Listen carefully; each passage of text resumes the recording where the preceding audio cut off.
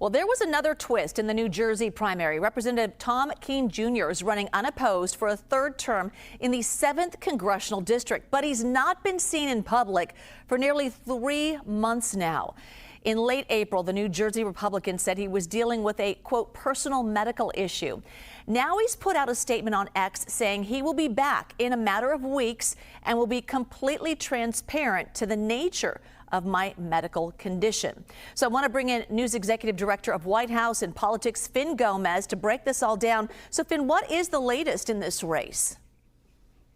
As you said, Julia, we're getting new information today in that surprising statement, unexpected statement. Kean Jr. says he expects to transition from virtual work to in-person work, quote, within a matter of weeks, and that he'll be completely transparent about the nature of his medical condition at that time. Not being very transparent right now, and that statement answers very little, Jules. His absence has become a political issue in one of the most competitive House districts in the country. He's missed something like 100 votes, hasn't been seen since March 5th, either on the Hill or in his district. And now today, with 4 Democrats vying to face him in the primary, to face him in the November election, this is, just to remind you, Jules, New Jersey's 7th district remains a true battleground.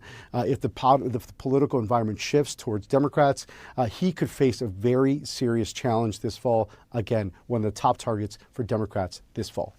All right. Well, he did say he would be transparent once he can. Let's turn to Maine now. They aren't voting, but Democratic Senate candidate Graham Plattner was meeting with Senate Democrats in Washington, D.C. In fact, today, as their support for the frontrunner is being tested amid a sexting scandal, our own Aaron Navarro asked voters in Maine what they thought about Plattner. Let's take a listen.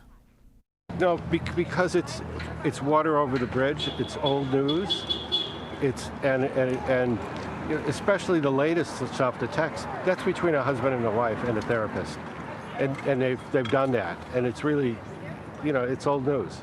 So it's not anything to kind of hang your hat on, I would say. I just don't know, I don't know about his background. That scares me a little bit, but, we've got to get some new people in there too. I'm a little bit put off, but not a whole lot. I'm an ex-psychotherapist for the last 40 years, so perfection is not what I'm looking for. None of us are there, right?